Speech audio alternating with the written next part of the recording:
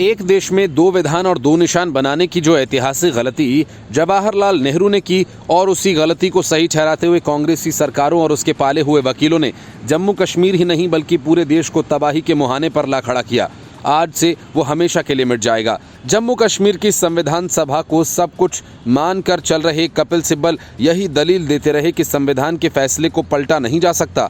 वह न देश की संसद करती है न राष्ट्रपति, इसलिए आर्टिकल 370 को मिटाया नहीं जा सकता, उसे लागू करना होगा। लेकिन अपने ऐतिहासिक फैसले में सुप्रीम कोर्ट ने यह साफ कह दिया कि जिस वक्त राजा हरि सिंह ने विलय के दस्तावेज पर हस्ताक्षर किए थे उसी वक्त जम्मू कश्मीर की संप्रभुता खत्म हो गई।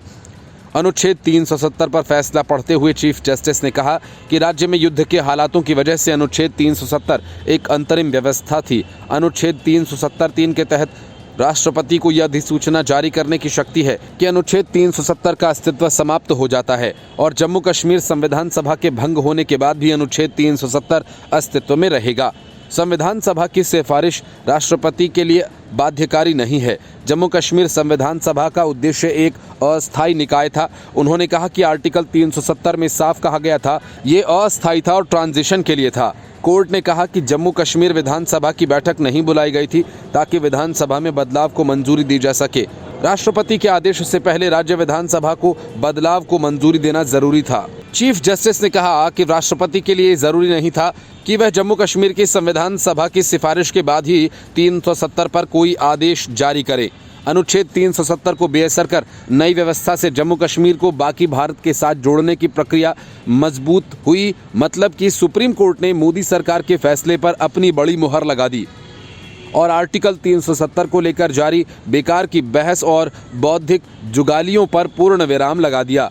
कपिल सिब्बल को पहले से ही अंदाजा था कि बहस के दौरान उन्होंने जितना रायता फैलाया था उसका कोई नतीजा नहीं निकलने वाला है, इसलिए उन्होंने नतीजे आने से पहले ही सोशल मीडिया प्लेटफॉर्म एक्स पर लिखा कि कुछ लड़ाइयां हारने के लिए लड़ी जाती हैं। इतिहास के बारे में कुछ तथ्यों को पीढ़ियों को जानने का हक है। ऐतिहासिक निर्णयों पर इतिहास ही फैसला करता है। चीफ जस्टिस ने कहा कि केंद्र की तरफ से लिए गए हर फैसले को कोर्ट में चुनौती नहीं दी जा सकती। उन्होंने कहा कि अगर केंद्र के फैसले से किसी तरह की मुश्किल की बात हो तब इसे चुनौती दी जा सकती है। कोर्ट ने कहा कि आर्टिकल 356 के बाद केंद्र केवल संसद के द्वारा कानून ही बना सकता है, ऐसा कहना सही नहीं होगा। चीफ जस्टिस ने कहा कि जम्मू कश्मीर जब भारत में शामिल हुआ तो उसकी संप्रभुता नहीं रह जाती। चीफ जस्टिस DY चंद्रचूड़ ने कहा कि हमने उस दौरान राज्य में लगे राष्ट्रपति शासन पर फैसला नहीं लिया। स्थिति के अनुसार राष्ट्रपति शासन लगाया जा सकता है। अनुच्छेद 356 में राष्ट्रपति को शक्तियां हासिल हैं, उसे चुनौती नहीं दी जा सकती। संवैधानिक स्थिति यही है कि उनका उचित इस्तेमाल होना चाहिए। अनुच्छेद 356 राज्य सरकार भंग कर राष्ट्रपति शासन लगाने की बात करता है। राष्ट्रपति शासन के दौरान केंद्र राज्य सरकार की जगह फैसला ले सकता है। संसद राज्य विधानसभा की जगह काम कर सकता है। सुप्रीम कोर्ट ने 16 दिनों की सुनवाई के बाद 5 सितंबर को मामले में अपना फैसला सुरक्षित रख लिया। शीर्ष अदालत में सुनवाई के दौरान अनुच्छेद 370 को निरस्त करने का बचाव करने वालों और केंद्र की ओर से पेश attorney general R Venkataramani, solicitor general Tushar Mehta, वरिष्ठ अधिवक्ताओं हरीश साल्वे, राकेश द्विवेदी, V गिरी और अन्य की दलीलों को सुना था। याचिकाकर्ताओं की ओर से कपिल सिब्बल, गोपाल सुब्रमण्यम, राजीव धवन, जफर शाह, दुष्यंत दवे, अन्य वरिष्ठ अधिवक्ताओं ने बहस की थी।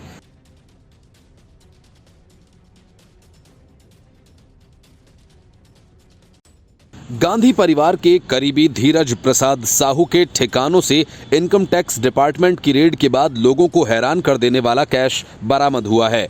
अब तक सिर्फ अटकलें लगाई जाती थीं कि नेताओं के पास खूब पैसा होता है, मगर इतना होता है ये किसी ने नहीं सोचा था। क्योंकि अगर एक राज्यसभा सांसद के पास इतना पैसा है तो दूसरे नेताओं के पास कितना होगा? इस सवाल पर कांग्रेस पहले दिन से चौतरफा घेरी है। एक तरफ बीजेपी धुआंधार हमले कर रही है तो दूसरी तरफ इंडी गठबंधन के दल हैं जो धीरे धीरे अब कांग्रेस से दूरी बनाते नजर आ रहे हैं। इंडी गठबंधन के अब तक प्रियंका चतुर्वेदी और मनोज झा टाइप के नेता को छोड़कर किसी बड़े नेता ने एक शब्द नहीं बोला है। जबकि पहले वही नेता थे जो कहते थे कि अगर बीजेपी को रोकना है तो एकजुट होकर लड़ना पड़ेगा। कांग्रेस भी इस मुद्दे पर कुछ नहीं कह रही है। धीरज साहू के यहाँ न नोटों का पहाड़ खत्म हो रहा है न गिनती। 6 दिन से इनकम टैक्स की 50 से ज्यादा कर्मचारियों और दर्जनों मशीनों की नोट गिनने की कार्रवाई जारी है। इस कैश कांड ने कांग्रेस में भूचाल सा ला दिया है। सबसे बड़े धर्म संकट में इंडी गठबंधन है, जो तय नहीं कर पा रहा है कि इस मुश्किल के वक्त में वो कांग्रेस का साथ दे या अपनी अलग राह चुने। इस कैश कांड पर ना अखिलेश यादव ने कोई ट्वीट किया और न ही तेजस्वी यादव ने। इस मामले पर नीतीश कुमार, शरद पवार, ममता बनर्जी ने भी कुछ नहीं बोला है। अरविंद केजरीवाल, उमर अब्दुल्ला, फारूक अब्दुल्ला, महबूबा मुफ्ती, जयंत चौधरी सब चुप्पी साधे हुए हैं। अब सवाल ये है कि क्या इंडी गठबंधन के दूसरे दलों ने कांग्रेस से किनारा कर लिया है या फिर उन्हें इस बात का डर है कि अगर उन्होंने इसे डिफेंड किया तो भ्रष्टाचार के दाग उन पर भी लग सकते हैं। दरअसल जब से प्रधानमंत्री नरेंद्र मोदी ने धीरज साहू को लेकर निशाना साधा, तभी से बीजेपी फ्रंट फुट पर खेल रही है। बीजेपी के राष्ट्रीय अध्यक्ष जेपी नड्डा ने इसके लिए सीधे तौर पर राहुल गांधी को निशाने पर लिया। उन्होंने यहां तक कह दिया कि बंधु जवाब तो देना पड़ेगा, तुमको भी, तुम्हारे नेता राहुल गांधी को भी। ये नया भारत है, यहाँ पर राज परिवार के नाम पर जनता का शोषण नहीं करने दिया जाएगा। भागते भागते थक जाओगे, लेकिन कानून पीछा नहीं छोड़ेगा। अगर कांग्रेस भ्रष्टाचार की गारंटी है तो मोदी जी भ्रष्टाचार पर कार्रवाई की गारंटी हैं।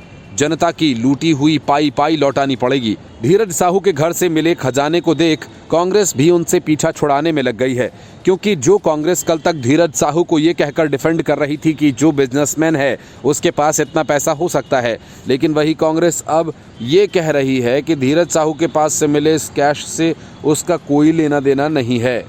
कैश कांड को लेकर कांग्रेस आज भले ही साहू से दूरी बनाए रखे हो, लेकिन कभी वो कांग्रेस के लिए बहुत खास हुआ करते थे। इतने खास कि मई 2009 में लोकसभा चुनाव हारने के 1 महीने बाद ही पार्टी ने उन्हें राज्यसभा पहुंचा दिया।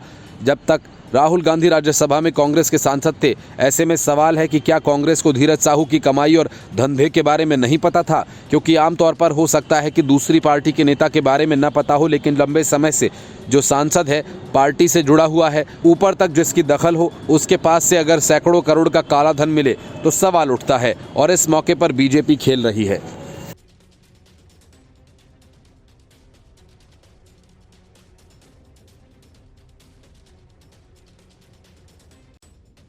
कर्नाटक में सिद्धरमैया की सरकार बनने के कुछ ही दिनों बाद डिप्टी सीएम डीके शिवकुमार ने यह कहकर सनसनी फैला दी कि सरकार को गिराने की कोशिशें की जा रही हैं। तब से अब तक ऐसी कई खबरें आ चुकी हैं। कांग्रेस के विधायक टूटने को तैयार हैं। असल में कांग्रेस ने कर्नाटक पर कई बड़े नेताओं को किनारे लगाकर जबरन सिद्धरमैया को थोप दिया था। तब से लेकर कई बार सीएम बदलने की मांग भी कांग्रेस में उठ चुकी है, लेकिन जब बात बनती नहीं दिखी तो अब कांग्रेस में बड़ी बगावत की तैयारी है। सूत्रों का कहना है कि जिस तरह से शिवसेना रातों रात टूट गई थी, उद्धव ठाकरे को इस्तीफा देना पड़ा था और एकनाथ शिंदे के नेतृत्व में एक नई पार्टी बन गई थी। हालांकि वही पार्टी बाद में असली शिवसेना करार दी गई। ठीक वैसा ही खेल कांग्रेस में होने जा रहा है। सूत्र बताते हैं कि अगले कुछ दिनों में कांग्रेस के 50 से लेकर 60 विधायक एक साथ पार्टी छोड़ेंगे और फिर बीजेपी के सहयोग से नई सरकार बनाई जाएगी। इतना बड़ा दावा कर्नाटक के पूर्व सीएम एच.डी. कुमारस्वामी ने किया। जनता दल सेक्युलर के नेता एच.डी. कुमारस्वामी के इस बयान के बाद कर्नाटक की सियासत में खलबली मच गई है। 3 बड़े राज्यों में मिली करारी हार से पस्त कांग्रेस के लिए यह खबर परेशान करने वाली है। पूर्व मुख्यमंत्री कुमारस्वामी ने दावा किया कि प्रदेश में कांग्रेस की सरकार जल्द गिर जाएगी। उन्होंने कहा कि सत्तारूढ़ कांग्रेस के एक प्रभावशाली मंत्री केंद्र द्वारा उनके खिलाफ दर्ज किए गए मामलों से बचना चाहते हैं, जिसकी वजह से वो बीजेपी का दामन थाम सकते हैं। यही नहीं, पूर्व मुख्यमंत्री कुमारस्वामी ने यह भी दावा किया कि मंत्री 50 से 60 विधायकों के साथ कांग्रेस पार्टी से इस्तीफा देकर बीजेपी ज्वाइन कर सकते हैं। वह बीजेपी नेताओं के साथ संपर्क में है और बातचीत चल रही है। एच.डी. कुमारस्वामी ने कहा कि कांग्रेस सरकार में सब कुछ ठीक नहीं चल रहा। मुझे नहीं पता कि ये सरकार कब गिर जाए। उन्होंने कहा कि कांग्रेस के एक मंत्री 50 से 60 कांग्रेस विधायकों के समर्थन के साथ भाजपा ज्वाइन कर सकते हैं। कर्नाटक सरकार जल्द गिर सकती है, कुछ भी हो सकता है। एच.डी. कुमारस्वामी ने कहा, किसी में भी ईमानदारी और वफादारी नहीं बची। कुमारस्वामी ने कहा कि एक प्रभावशाली मंत्री अपने खिलाफ दर्ज मामलों से बचने के लिए बेताब है। कुमारस्वामी ने कहा, केंद्र ने उनके खिलाफ ऐसे मामले दर्ज किए हैं जिनके बच निकलने की कोई संभावना नहीं। कुमारस्वामी से जब नेता का नाम पूछा गया तो उन्होंने कहा कि छोटे नेताओं से ऐसे निर्भीक कदम की उम्मीद नहीं की जा सकती, केवल प्रभावशाली लोग ही ऐसा कर सकते हैं। जेडीएस के प्रदेश अध्यक्ष ने कहा कि कर्नाटक में किसी भी समय महाराष्ट्र जैसा कुछ हो सकता है। मौजूदा राजनीति माहौल को देखते हुए कुछ भी हो सकता है। जेडीएस और बीजेपी के बीच सितंबर 2023 में गठबंधन हुआ था। बीजेपी को उम्मीद है कि जेडीएस के साथ लोकसभा चुनाव में कर्नाटक में वह शानदार प्रदर्शन करेगी। 2019 के लोकसभा चुनाव में बीजेपी ने अकेले अपने दम पर राज्य में 28 में से 25 सीटें जीती थीं। 2024 में उसका लक्ष्य सभी 28 सीटों पर कब्जा जमाने का है।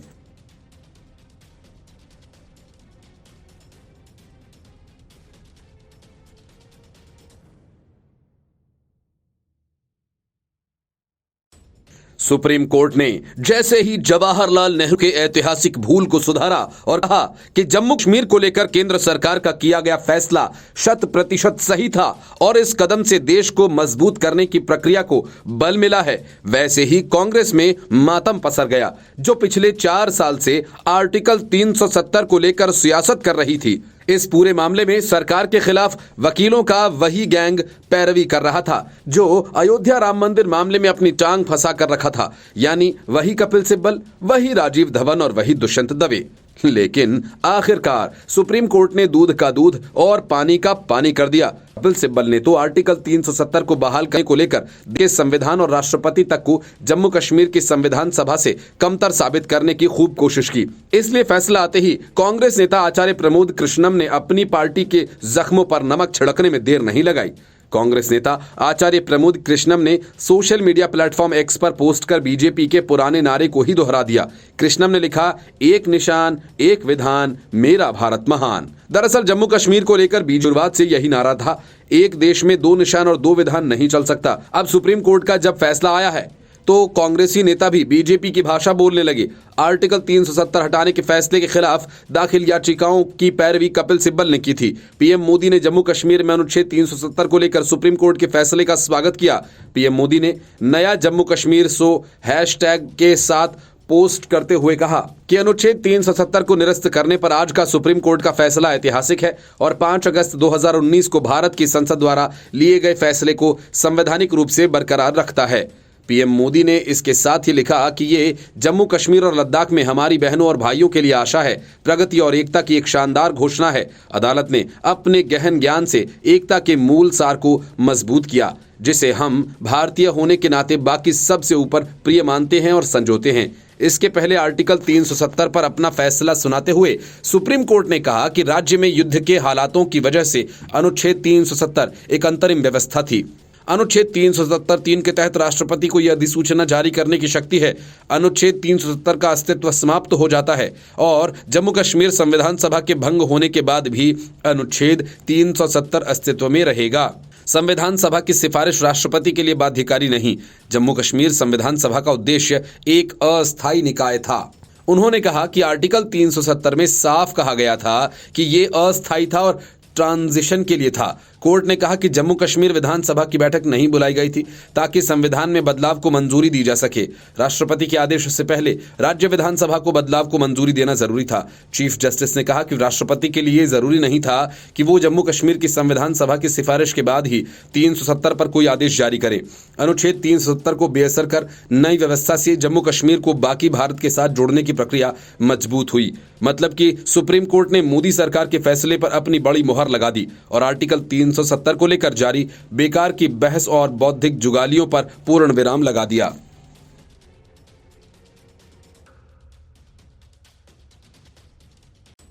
अरविंद केजरीवाल ने या तो घोटालेबाजों को मंत्री बनाया या फिर घरेलू हिंसा करने वाले लोगों को। दिल्ली में केजरीवाल ने सोमनाथ भारती को मंत्री बनाया था, जो अपनी पत्नी को बुरी तरह से पीटता था। पत्नी पर कुत्ता छोड़ने का भी आरोप उस पर लगा, तो केजरीवाल ने सोमनाथ भारती को मंत्री पद से हटा दिया, लेकिन वह आज भी आम आदमी पार्टी का विधायक है। अब ऐसे ही आरोप पंजाब के मुख्यमंत्री भगवंत मान पर किसी दूसरे ने नहीं बल्कि खुद उनकी बेटी ने लगाए हैं। भगवंत मान की बेटी सीरत के अंदर भगवंत मान को लेकर इतनी नफरत है कि उसने मान को अपना पिता मानने तक से इनकार कर दिया और वीडियो जारी कर कहा कि भगवंत मान ने अपने राजनीतिक करियर के लिए बीवी बच्चों को छोड़ दिया और अब वो तीसरे बच्चे के पिता बनने जा रहे हैं। बेटी ने वीडियो में कहा कि मान शराब पीकर संसद, विधानसभा और गुरुद्वारा जाते हैं। इतना ही नहीं, उन्होंने एक बार अपने बेटे को भी सीएम हाउस से निकाल दिया था। उनकी ऐसी ही हरकत के बाद उनकी पहली पत्नी और बेटी विरोध में उतरे और पंजाब सीएम को बेपर्दा करने की बात कही। बेटी ने 5 मिनट 19 सेकंड का वीडियो शेयर किया और कहा, मुख्यमंत्री भगवंत मान तीसरी बार बाप बनने वाले हैं। ये बात उन लोगों को दूसरों से पता चलती है। भगवंत मान ने इस संबंध में उन्हें कुछ नहीं बताया। सीरत ने सवाल किया कि भगवंत मान ने अपने पहले 2 बच्चों की तो जिम्मेदारी निभाई नहीं, अब वो तीसरे बच्चे को ला रहे हैं, इसके पीछे क्या कारण है? सीरत के इस वीडियो से पंजाब की सियासत अब तेज हो गई है और आम आदमी पार्टी बैकफुट पर आ गई है। सीरत ने दावा किया कि उन्हें और उनके भाई को उनके पिता द्वारा नजरअंदाज किया गया है। सीरत कौर ने आगे आरोप लगाया, उनके भाई दिलशान को भगवंत मान ने उनके घर से बाहर भी निकाल दिया था क्योंकि उनके पिता उनसे मिलने की कोशिश कर रहे थे। हालांकि इस मामले में आम आदमी पार्टी ने टिप्पणी करने से इनकार कर दिया और इसे पारिवारिक मामला बताया। सीरत मान ने वीडियो में कहा कि मैं सीरत कौर मान हूं, मैं पंजाब के मुख्यमंत्री भगवंत मान की बेटी हूं। मैं शुरुआत में ही साफ कर देती हूं कि इस वीडियो में मैं उन्हें मिस्टर मान या सीएम साहब ही कहूंगी क्योंकि उन्होंने मुझसे पापा शब्द सुनने का अधिकार बहुत पहले ही खो दिया था। मैं साफ कर दूं कि इस वीडियो के पीछे कोई पॉलिटिकल मोटिव, राजनीतिक मकसद नहीं छिपा। सीरत कौर मान ने आगे कहा कि इस वीडियो को बनाने के पीछे सिर्फ इतनी सी बात है कि मैं चाहती हूं कि हमारी कहानी भी दुनिया के सामने आए। अभी तक लोगों ने जो कुछ भी सुना है वो सब कुछ सीएम साहब की तरफ से ही कहा गया। उसके चलते हमें बहुत कुछ सुनना और झेलना पड़ा जिसे मैं पूरी तरह से बयान नहीं कर सकती। आज तक मेरी मां और मैं, हम सभी ने चुप रहकर सब कुछ सहा, लेकिन ऐसा लगता है कि हमारी चुप्पी को हमारी कमजोरी समझ लिया गया। भगवंत मान को इस बात का एहसास तक नहीं है कि हमारी चुप्पी की वजह से वो इस गद्दी पर बैठे हैं। सीरत कौर ने सवालिया लहजे में पूछा कि जो व्यक्ति अपने बच्चों की जिम्मेदारी नहीं उठा सकता। सीरत कौर की मां इंद्रप्रीत ने कहा कि मैं अभी तक चुप थी, लेकिन अब भगवंत मान के शराबियों वाले वीडियोस शेयर करके उसे नंगा कर दूंगी। इंद्रप्रीत ने आरोप लगाया कि सीरत के वीडियो को भगवंत मान की पीआर टीम इंटरनेट से हटाने की कोशिश कर रही है और इसके लिए तमाम तरह का दबाव डाला जा रहा है। उनके फेसबुक कमेंट को अकाली दल के प्रवक्ता परमबंस सिंह ने एक्स पर शेयर किया। मध्य प्रदेश में बैठकर पीएम मोदी और अमित शाह ने सियासत के शतरंज में ऐसा मोहरा चला कि बाहर बैठे लालू और यूपी में बैठे अखिलेश चारों खाने चित्त हो गए। मध्य प्रदेश के नए सीएम के रूप में मोहन यादव के नाम का ऐलान होते ही बिहार और यूपी की सियासत में बड़ा भूचाल आ गया। यादव और मुस्लिम वोट के सहारे सियासत करने वाले लालू यादव और अखिलेश की तो जैसे जमीन ही खिसक गई। बीजेपी के निशाने पर अब लोकसभा का चुनाव है और इसी वजह से पहले उसने छत्तीसगढ़ की कमान आदिवासी समुदाय के नेता विष्णुदेव साय को सीएम बनाकर की। आदिवासी समुदाय को बड़ा संदेश दिया और झारखंड से लेकर राजस्थान तक के आदिवासियों को खुश कर दिया। अब मध्य प्रदेश में यादव मुख्यमंत्री बनाकर खास तौर पर बिहार और यूपी के यादव वोट बैंक में बड़ी सेंध लगा दी। माना जा रहा है कि बीजेपी की इस सियासत से ओबीसी और आदिवासियों को सियासत करने की योजना बना रहे नीतीश कुमार और विपक्षी गठबंधन को तगड़ा झटका लगा है, जिससे उबर पाना उनके लिए बहुत मुश्किल होगा। एमपी के होने वाले सीएम मोहन यादव महज 57 साल के हैं। इससे बीजेपी ने मैसेज देने की कोशिश की है कि वे राज्य के सेकंड लाइन नेतृत्व करने को लेकर तैयारी में हैं। अनुभव और एक्सपीरियंस, मोहन यादव 3 बार के विधायक हैं और उच्च शिक्षा मंत्री के तौर पर शिवराज कैबिनेट में काम कर चुके हैं। उन्हें सरकार में रहने और उसे चलाने का अच्छा खासा अनुभव रहा है। राजनीति में ऐसा माना जाता है कि सीएम पीएम जैसे पदों पर नए चेहरे को लाने पर उसकी स्वीकार्यता में दिक्कत होती है, लेकिन मोहन यादव के पास अच्छा खासा अनुभव है जिससे उन्हें सरकार चलाने में शायद ही कोई दिक्कत हो। मोहन यादव 1982 में माधव विज्ञान कॉलेज में पढ़ने के दौरान ही एबीवीपी के सदस्य बन गए थे। उसके बाद से वो लगातार एबीवीपी में अलग अलग पदों पर रहे।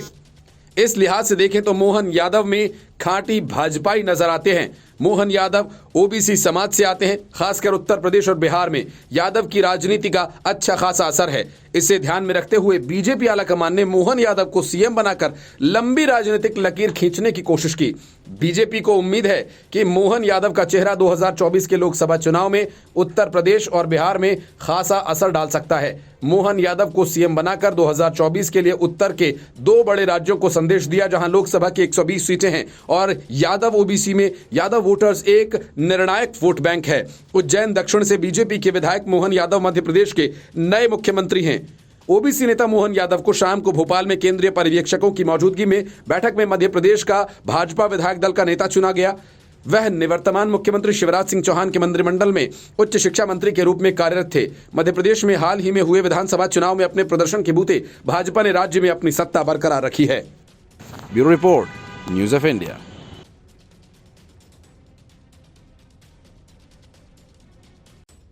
खुलेआम करोड़ों की रिश्वत लेने वाले संजय सिंह पर कोर्ट की दोहरी मार पड़ी। पहले तो सुप्रीम कोर्ट ने जमानत देने से इनकार कर दिया और दूसरी तरफ राउज एवेन्यू कोर्ट ने उनकी न्यायिक हिरासत 21 दिसंबर तक बढ़ा दी।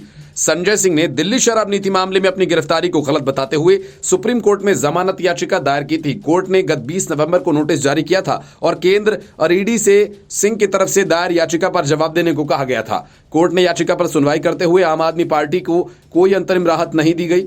सुप्रीम कोर्ट ने संजय सिंह से निचली अदालत में जमानत का प्रयास करने के लिए कहा है। हालांकि जमानत याचिका में उठाए गए कानूनी सवालों पर सुप्रीम कोर्ट ने 5 फरवरी को सुनवाई की बात कही है।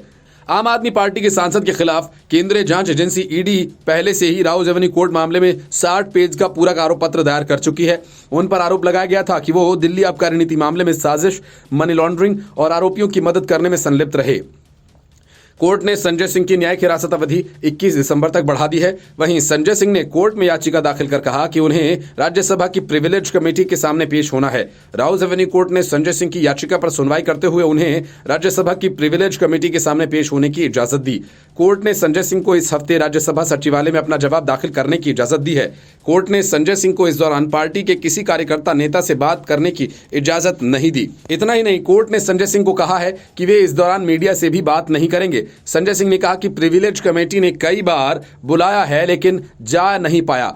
अभी सील कवर में लेटर आया था, लिखित जवाब देकर देना है और उसका कंटेंट डिस्क्लोज नहीं कर सकते। कोई भी समय कोर्ट तय कर दे, उसी दिन जाकर अपना जवाब दाखिल कर दूंगा। संजय सिंह को कमेटी के सामने 5 अक्टूबर को पेश होने के लिए कहा गया था, लेकिन 4 अक्टूबर को उनकी गिरफ्तारी हो गई थी। संजय सिंह के वकील ने कहा कि प्रिविलेज कमेटी के सामने 4 बार अलग अलग मामलों में सुनवाई चल रही है, उसी में पर्सनल अपीयरेंस करके जवाब दाखिल करना है। कोर्ट ने कहा कि अगर एक दिन दे दें और वहां पर चेयरमैन मौजूद नहीं रहा तो सुनवाई तब भी नहीं होगी, इसलिए आप अपना जवाब ही दाखिल कर दीजिए, उसको रिकॉर्ड पर ले लिया जाएगा। संजय सिंह के वकील ने कहा कि आधे घंटे का समय दे दीजिए, दाखिल जवाब करने के लिए कहा है। अर्जी में ये कहा गया कि राज्यसभा की प्रिविलेज कमेटी के सामने 4 मामले चल रहे हैं, जिनमें से एक मामले में कमेटी के सामने जवाब दाखिल करना है। अर्जी में कहा गया कि राज्यसभा सचिवालय द्वारा जेल अथॉरिटी को भी मामले में पत्र भेजा गया था। ईडी ने गत 4 अक्टूबर को नॉर्थ एवेन्यू इलाके में राज्यसभा सांसद संजय सिंह के आवास पर तलाशी लेने के बाद उनको अरेस्ट कर लिया था। गिरफ्तारी से पहले ईडी ने संजय सिंह से कई घंटे पूछताछ की थी। वे अक्टूबर महीने से तिहाड़ जेल में बंद हैं। संजय सिंह की गिरफ्तारी से पहले डिप्टी सीएम मनीष सिसोदिया को भी गिरफ्तार किया गया था।